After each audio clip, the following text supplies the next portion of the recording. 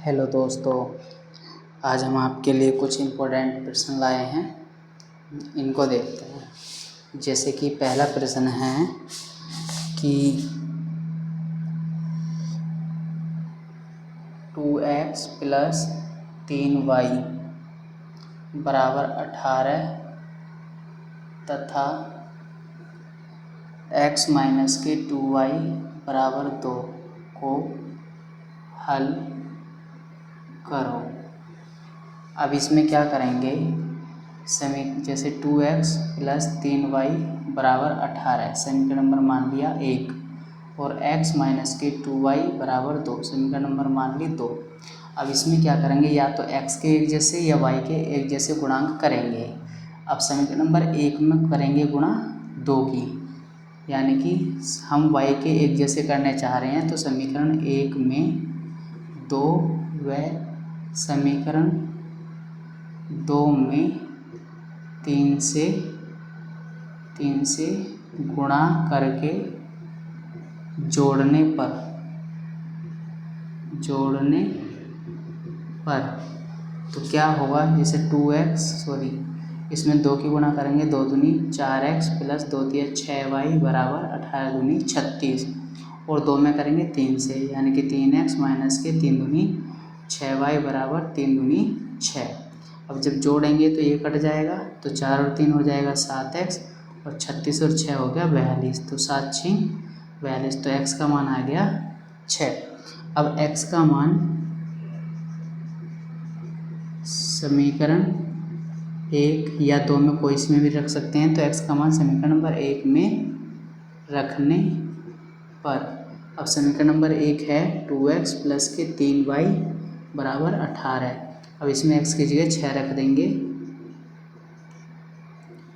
ठीक, अब क्या होगा, 6 दूनी 12 + 3y = 18, तो 3y = 18, 12 इधर आ जाएगा, तो 3y = 18 में से 12 गए 6, तो 3 दूनी 6, तो y का मान हो गया 2। तो आंसर जो तुम्हारा आया वो x = 2 आया 6 और y = 2। ये इसका हल होगा और यही इसका आंसर होगा।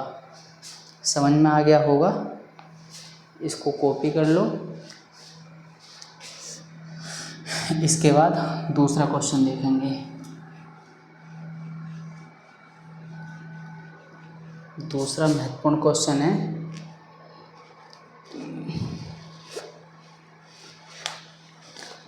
जैसे दूसरा क्वेश्चन 1/x² - 2 = 1/7 है, तो x का मान ज्ञात कीजिए। तो क्या करेंगे, जैसे 1/x² - 2 = 1/7 है, तो हम करेंगे क्रॉस मल्टीप्लाई, यानी कि x² - 2 = 7, 7 एकम 7, 2 को इधर कुदा देंगे तो 7 और 2 हो जाएगा कितना 9, तो x = √9 और 9 का वर्गमूल होता है 3, तो ±3, तो x की वैल्यू आ जाएगी ±3। ये इसका आंसर होगा। इसके बाद अगला क्वेश्चन देखेंगे।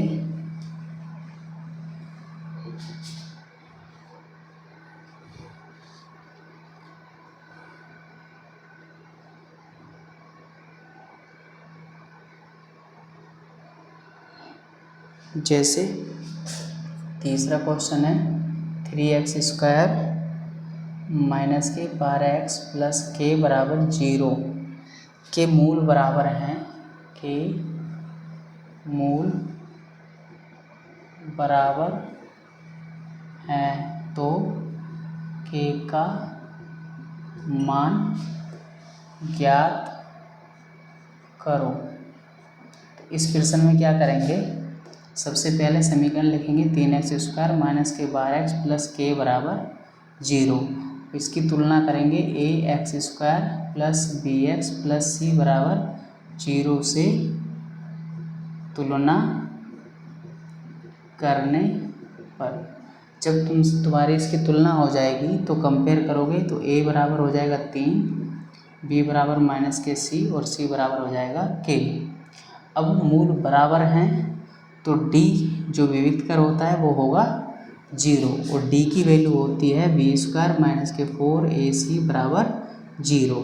अब ए बी सी की वैल्यू यहाँ पुट कर दो। b बराबर -12 है, इसकी पावर 2 माइनस के 4 गुणा ए की वैल्यू 3 और सी की वैल्यू के बराबर 0। तो 12 12 हम 144 माइनस 4 दिया 12 के बराबर 0 या 144 बराबर 12 के 12 12 हम 144 हो जाएगा तो के बराबर आ जाएगा तुम्हारा 12। ये इसका आंसर होगा। कॉपी कर लीजिए।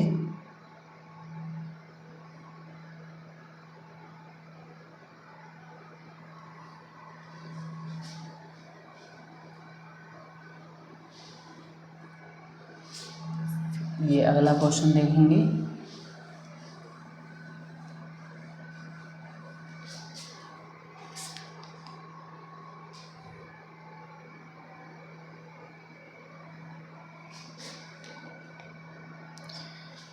यदि tan थीटा बराबर, चौथा क्वेश्चन, यदि tan थीटा बराबर 8/15 है तो कोसेक थीटा का मान बताना है। ठीक है, अब इसका सॉल्यूशन कैसे करेंगे। tan थीटा बराबर जैसे 8/15 है तो tan थीटा का मान लक अकला में क्या होता है, लंब बटे आधार। यहाँ पर एक समकोण त्रिभुज बनाते हैं, लंब ये होता है 8 और आधार हो गया 15। तो यहाँ से हम कर्ण निकाल लेंगे। तो पाइथागोरस प्रमेय क्या होती है, पाइथागोरस प्रमेय ये होती है कर्ण का स्क्वायर बराबर लंब का स्क्वायर प्लस आधार का स्क्वायर। लंब है 8, इसका स्क्वायर, आधार है 15, इसका स्क्वायर। तो 64, 15 का स्क्वायर हो जाएगा 225। तो कितना हो गया, 5 4 9 6 2 8, तो 289 वर्गमूल होता है। यानी कि जैसे ये कर्ण का स्क्वायर बराबर ये था 289, तो कर्ण बराबर आ जाएगा तुम्हारा √289 और 289 का वर्गमूल हो गया 17। तो कर्ण आ गया तुम्हारा 17। अब तुम्हें निकालना है कोसेक थीटा। कोसेक थीटा का वैल्यू जो होती है लक अकला में ये होती है कर्ण बटे लंब। कर्ण कितना है तुम्हारा 17 और लंब कितना है 8, तो 17 कोसेक थीटा की वैल्यू होगी 17/8। ये इसका आंसर होगा। ठीक है, अगला क्वेश्चन देखिए।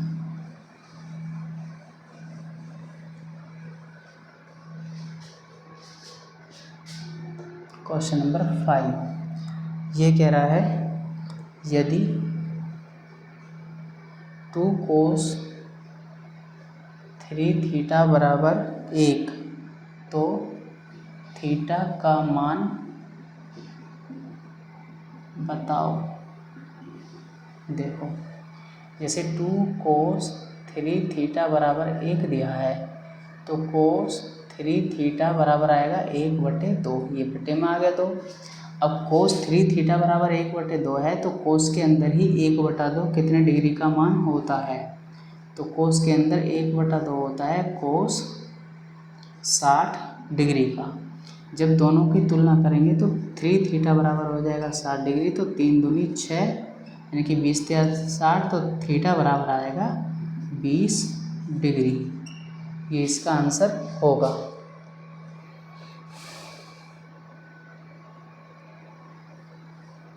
ठीक है, ये रफ कर रहा हूँ।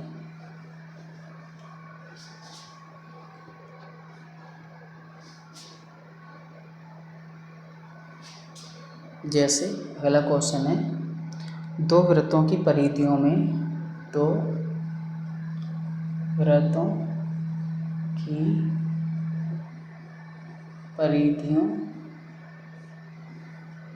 में 3:2 का अनुपात है तो उनके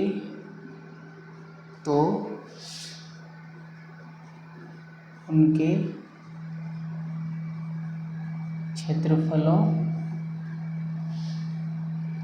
का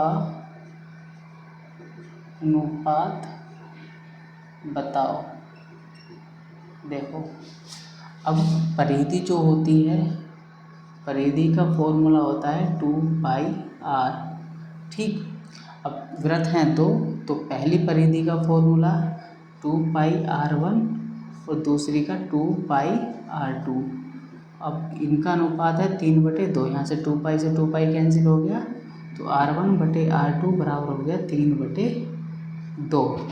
ठीक, हमें निकालना है क्षेत्रफल का अनुपात, यानी कि पहले वृत्त का क्षेत्रफल, पहले वृत्त का क्षेत्रफल और बटे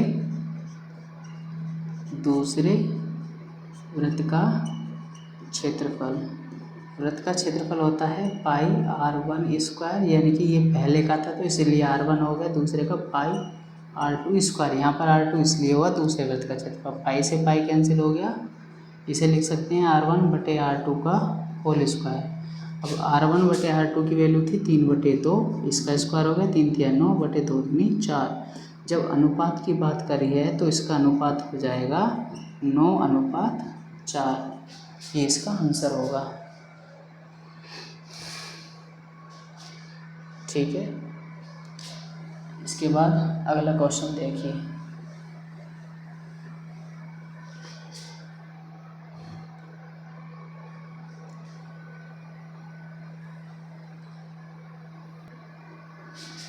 अगला सवाल है, यदि एक समान त्रिज्या, यदि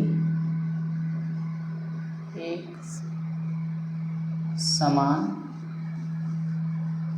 त्रिज्या r के दो अर्धगोलों को उनके आधारों से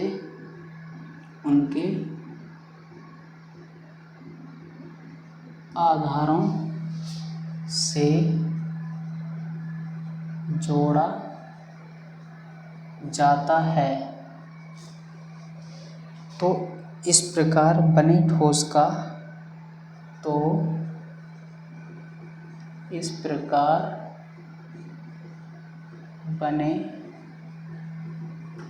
का वक्र पृष्ठीय क्षेत्रफल बताओ। देखो, इसने कहा दो अर्धगोले थे, एक ही अर्धगोला और एक ये अर्धगोला, ये नीचे वाला, दोनों को जोड़ दिया। अब ये जो वक्र पृष्ठ बना है, ये हमें इसका क्षेत्रफल बताना है। तो क्या करना है, पहले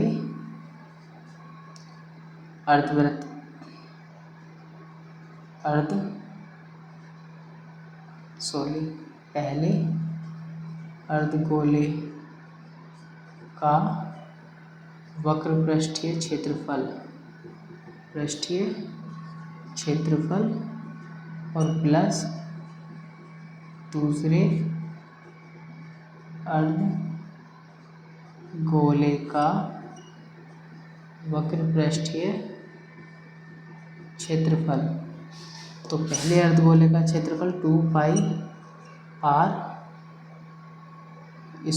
और दूसरे का 2πr²। तो 2π में 2π जोड़ेगा तो 4πr²। ये इसका आंसर होगा।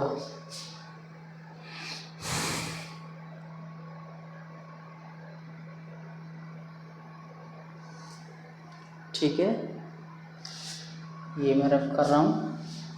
इसी तरह अगला सवाल देखना।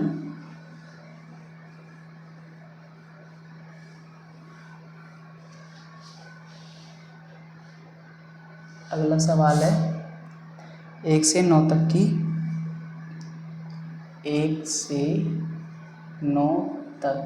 की प्राकृतिक संख्याओं का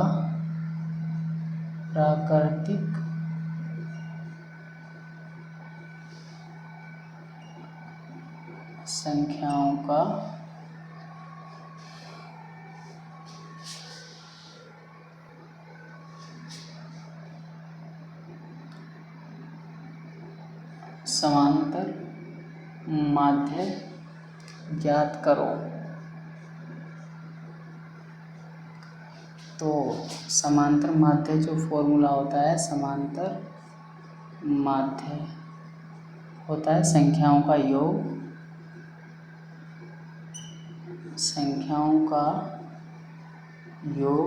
और बटे कुल संख्या। तो समांतर माध्य का योग यानी कि 1, 2, 3, 4, 5, 6, 7, 8 और 9 बटे संख्या कितनी हुई? 9। अब इनका जोड़ कर दो तो 1 3 3 6 4 10 और 5 15 6 21 7 28 8 36 और 9 45 और बटे 9 9 पंजे 45। तो समांतर माध्य आ जाएगा 5।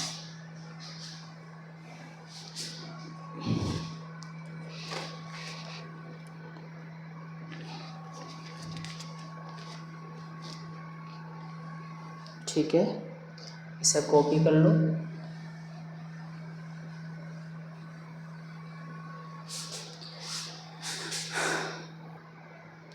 ये अगला क्वेश्चन है, यदि किसी बारंबारता बंटन की माध्यिका, यदि किसी बारंबारता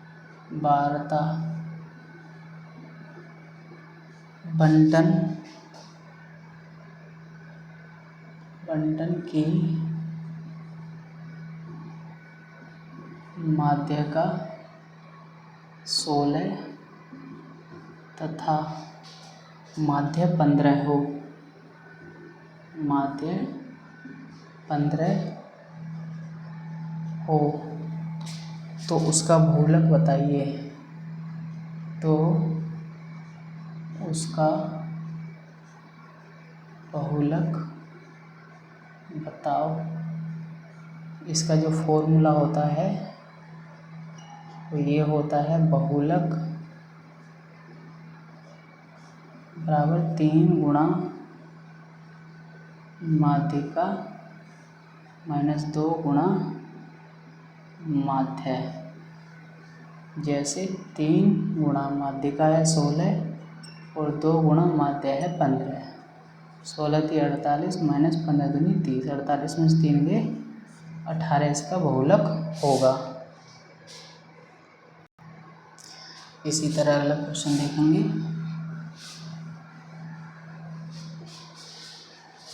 ये है प्रथम 10 प्राकृतिक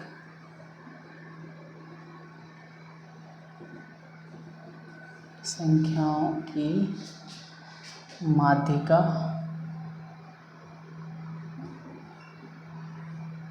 होगी। तो माध्यिका निकालने का फॉर्मूला 2 होते हैं। पहले हम संख्या प्राप्त कर लेते हैं। प्रथम 10 प्राकृतिक संख्याएं 1 2 3 4 5 6 8 9 10 ये होंगी। अब यहाँ पर गिनती गिनो 1 2 3 4 5 6 ये 10 हैं। तो प्राकृतिक संख्या n बराबर है 10। अब 10 ये सम संख्या है या विषम, ये डिपेंड करता है। ये है सम। जब n बराबर हमारी गिनती 10 यानी कि सम संख्या हो तो माध्यिका का जो फॉर्मूला लगता है, तो माध्यिका बराबर होती है n/2 वां पद प्लस n/2 + 1 वां पद, फिर पूरे के बटे में 2। अब n की जगह है 10 यानी कि 10/2 वां पद प्लस 10/2 + 1 वां पद और पूरे के बटे में 2।